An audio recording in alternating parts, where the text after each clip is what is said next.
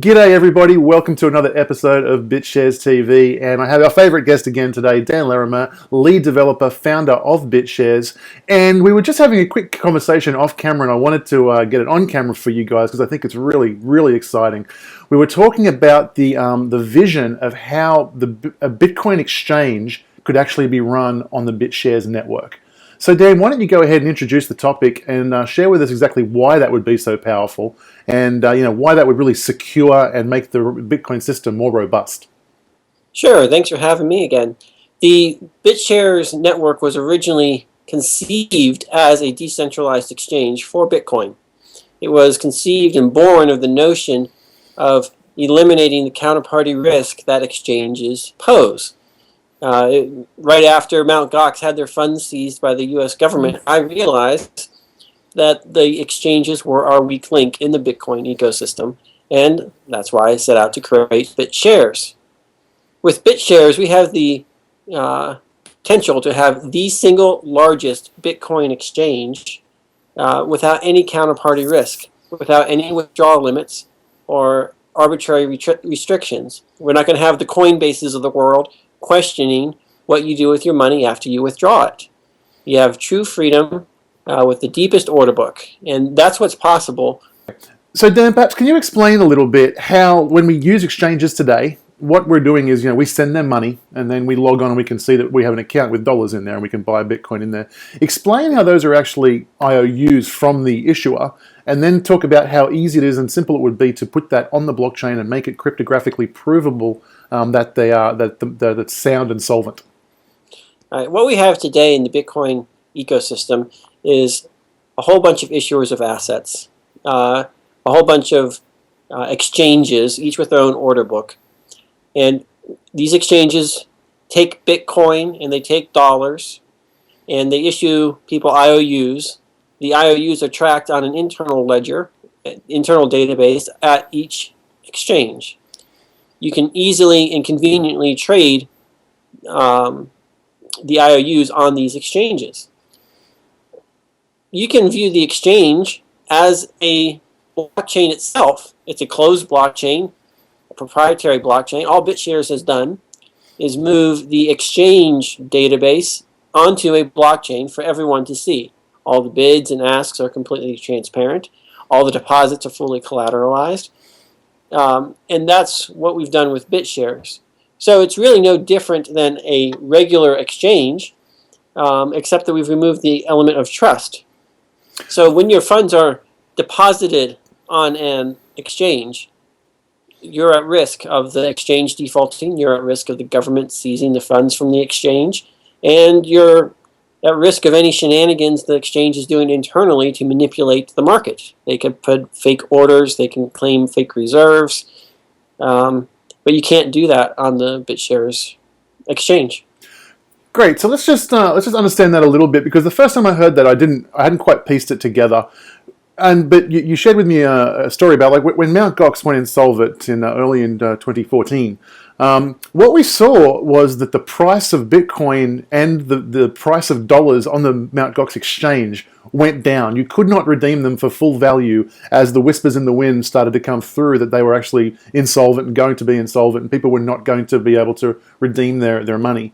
So it really hit home at that point that when you have Bitcoin sitting on an exchange, you're not in possession of them, and they're actually just IOUs for Bitcoin. And those IOUs are only as good as the exchange behind them. And so what we kind of see there is that there's a lot of counterparty risk in that. Now that's one aspect. So on the BitShares exchange, all we're saying is that those IOUs that we're already used to dealing with on exchanges, now we don't call them that traditionally, but that's what they are. They're just IOUs issued by the exchange. Rather than issuing those in an internal database where it has all the problems you said, it can get lost, it can get stolen, it can be corrupted, they can play around with the order book. What you're saying is those exchanges can issue those assets, so which are the balance of your accounts in either Bitcoin or US dollars. They can issue that on the BitShares exchange, and on the BitShares exchange, the entire order book can take place in a decentralized place, thus eliminating a hell of a lot of risk in there. Yes, that is exactly what I'm saying. That in theory, all an exchange has to do is accept your money and issue you an IOU, and the entire order matching can be done by the blockchain. But BitShares takes it a step further in that we allow you to easily convert an exchange IOU, which is still a liability, for a BitShares IOU. This was an IOU from the network. It's collateralized by BitShares, 3 times the value in BitShares. And these are free from any issuer. So you might have a Bitcoin IOU and you can trade it for a Bitcoin. The Bitcoin is collateralized. There's no risk of default. It's yours, and it's actually paying you a yield, a positive return. And the way I see things evolving in the future is that Bitcoin will be traded against dollars as Bitcoin versus BitUSD, entirely free of all counterparty risk. The only time you need to go through an exchange is when you want to convert your BitUSD to real USD, in which case you trade BitUSD for IOU USD from whichever exchange happens to be in business at that point in time, and then you convert it to your bank account. That will give you the narrowest spreads, the least exposure to counterparties, because you're only exposed for the duration of a single transaction and not for the duration of your funds sitting on the order book. It has huge, huge benefits. Again, it's a really important people to have this concept in their mind. On the BitShares exchange, there are 2 kinds of assets. There is the user-issued assets, and that is backed entirely by the reputation of a person, individual, or company that is issuing them. Now, there's another type of asset, which is a securitized asset. And that is, just as Dan's finished explaining there, that's actually backed up by 3x collateral in the BitShares coin or token itself, right? Now, there's also some different rule sets that apply to both of those. Now, in terms of being compliant, a exchange or gateway, depending on the jurisdictions, they need to have a lot more flexibility. It's part of their requirements and legal requirements that they need to be able to, confiscate people's wealth, basically. That's like part of the rules of being compliant. So with regards to user-issued assets, on the BitShares exchange, I know you set up a lot of flexibility whereby the issuers of these tokens can actually be compliant in any particular jurisdiction that they happen to be in. Whereas the securitized assets, there's not formally an issuer. That is issued by the blockchain, that is securitized. And in that world, it operates very much like a cryptocurrency. There can be no confiscation. There is no person or individual who has any control. It's blockchain, and it is completely run by math.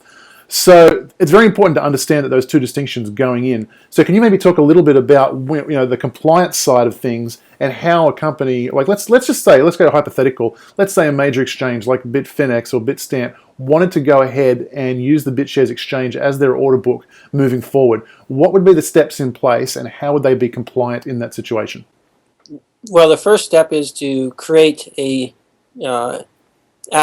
user-issued asset on the BitShares network for 1 or more currencies that they're basically going to be holding on behalf of their users. These would be debt instruments of the gateway, formerly an exchange. In order for an exchange or gateway to accept deposits, they need to be compliant with anti-money laundering laws. They need to be able to handle court requests to seize funds. And they need to be able to handle cases of identity theft or whatever issues might come up.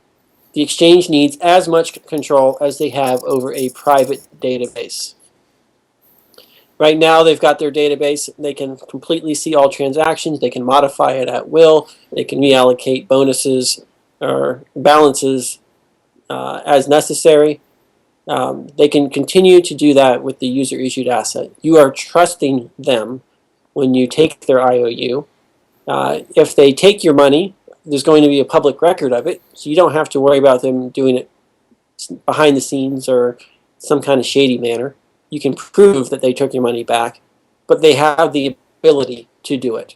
They have the ability to freeze funds, and they have the ability to cease all trading of their IOUs on the BitShares network. So while you are holding one of their assets, you have the same risks as you have when you deposit funds on an exchange. They can deny you a withdrawal. They can take your balance. They can stop trading at will. It works just like it does on a centralized exchange. The only difference is everything's public, and you can trade it against all the assets on the BitShares network, including other IOUs from other exchanges, which makes it really easy to move from one gateway to another, or the internal BitShares network itself, the bit assets and the BitShares token. From a user's perspective, they can enter the system through these gateways, through these user-issued assets, the IOUs from the gateways, formerly exchanges, but they can very quickly and immediately turn them into securitized assets where they hold the private keys and absolutely no one can take them or harm them or confiscate them or do anything untoward without those private keys. So it's a hell of a lot of security for the user itself. I remember back in the day, I was considering starting an exchange, and I remembered I very quickly gave up on it. It seemed like a mammoth task, a Herculean coding effort, which I simply do not have the skills for. And I'm sure there was a lot of people in the same boat. And I mean, what we're talking about here is probably, I don't know about exact percentage, but 80 to 90% of the hard work of being an exchange. The open source decentralized software of BitShares has completely removed that headache. It's a toolkit where pretty much now all you need to do to become an exchange is simply have a bank account, accept dollars and Bitcoin, accept dollars and or Bitcoin or any variations of other cryptocurrencies, and then issue those assets onto the BitShares blockchain. And the BitShares exchange, that takes care of the entire order book, order matching. It does so in a completely fair, transparent, and open sourced way. And so the barrier to entry to becoming an exchange has just become radically reduced, I would suggest. Is that fair? I would say that you don't want people becoming exchanges at all. You want them to be gateways. They're basically trusted escrow agents, and the IOUs represent the escrowed funds between people transferring on the blockchain. It changes the role. Right now, the Bitcoin order book is divided up among a dozen different exchanges, each with slightly different price points and spreads. Imagine how much we could reduce the spread of Bitcoin if we can get the entire order book from all the exchanges and all the trades on one decentralized platform. Change the roles of exchanges to merely gateways for on and off ramps for converting between fiat and bit fiat, Bitcoin and Bitcoin. And you can do this for all of the different altcoins out there. The BitShares platform is perhaps the dark exchange, the exchange that no one knows is out there, but it is the future. Unlike the Ripple exchange, Ripple has gateways, but Ripple only allows you to trade the IOUs of the gateways. It does not give you the ability to free yourself from the counterparty risk of the gateways. Let's evaluate. I want to go into a little bit more depth on some of the efficiencies that can be generated here. If we put all of the order books from all over the Bitcoin universe, if they could be all on one, we're talking about like massive liquidity, which really helps the institutional investors get involved in Bitcoin, right? And step two, we're going to see those spreads shrink considerably because it'll be a much more competitive marketplace.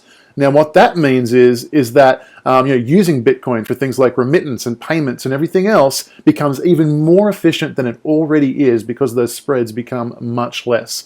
So this is a really efficient and economical, worthwhile goal for Bitcoin, but it's also significantly more secure and makes the whole system a lot more robust because it would be because the barrier of entry has been reduced to become an exchange. It's now a mere gateway role. We can see there'll be many more gateways and it'll be a lot more robust. Is all of that kind of true and accurate? You got everything, and you left off perhaps one of the most important factors. It's also the cheapest approach. Right. Right now, all the exchanges charge you a percentage. So if you have $1,000 and you're trading at a trading fee of 0.5%, you're talking a couple dollars worth of trading fees just for a single sale. That same amount of trading would cost you just a couple cents on the BitShares network because the BitShares network doesn't charge you a percentage. It charges you a per transaction fee, kind of like a Bitcoin transaction fee. And these transaction fees are pennies, not percentages. So whether you're a market maker or a one-time trader, the fees charged by the BitShares network are lower than you'll get anywhere else, which also contributes to reducing the spread. Nice. Now, let's take devil's advocate role. Is there any reason, is there any factor, no matter how small, why this would be a worse scenario than where we have now? It might be less efficient or less secure or less anything. The BitShares network operates at 1 block every 10 seconds. So someone who's trying to be a high-frequency trader, taking advantage of market inefficiencies on the order of a couple seconds, they might have some benefits from centralized exchanges. Although most of the benefits for the high-frequency trader would evaporate if the majority of the volume moved off of a centralized exchange. BitShares has the potential to eliminate high-frequency trading. Let's talk about feature set. So we Bitfinex is, I think, is the biggest exchange at present. If not, it's close to it. It also has a lot of features in terms of there's leveraged purchases and sales and so forth. What is the feature set that the BitShares exchange can have, and how does it compare to the other exchanges out there? The BitShares exchange right now gives you the ability to leverage, get a leverage position on your BitShares to short the dollar, Bitcoin, and any of the market issued assets. That's how they're created. Over the course of the next year, we're going to allow collateralized lending. So if you want to lend someone dollars or Bitcoin, you can set up a loan that's fully collateralized, which will allow users to borrow at guaranteed interest rates and sell or short sell any asset. You name it, you'll be able to borrow and short sell anything. And leverage it. So just to summarize that, as it stands right now, I think the BitShares exchange has pretty much all of the major functionality of BTCE and Bitstamp and the major ones, and in the very near future it's going to allow the extra feature set that Bitfinex allows. Is that fair? Yes, we also support options. No, let's save options for another day. That could be a whole other video, but that's pretty cool. I mean, we've talked about this a little bit now. I'm seeing tremendous advantages for the entire Bitcoin ecosystem and the individual exchanges to get involved with the BitShares platform and actually make it their order book for the Bitcoin exchange. Let's go out on a limb here. Have you got some timelines, predictions on when this might take place? And because there's just a lot of efficiencies waiting to happen once that order book can be consolidated in a decentralized way. I expect you to see the first couple of gateways come online in the first quarter of 2015. And by the end of 2015, we will have a lot of major exchanges online. And then over the course of the next couple of years, you'll start to see more and more of the Bitcoin trading occurring on the BitShares network. And it's going to be a gradual process. No exchange becomes the main exchange overnight. Bitstamp didn't get to be as big as they did until Mt. Gox failed. So I think it's going to be a gradual process, but an inevitable process. Dan, thank you so much for your time. That was awesome. That's a great vision for Bitcoin. I'm looking forward to a far more trustworthy and secure exchange system, because that will really shore up and make significantly more robust the entire Bitcoin ecosystem. So thanks for the update, and we'll catch you soon. Thanks for having me.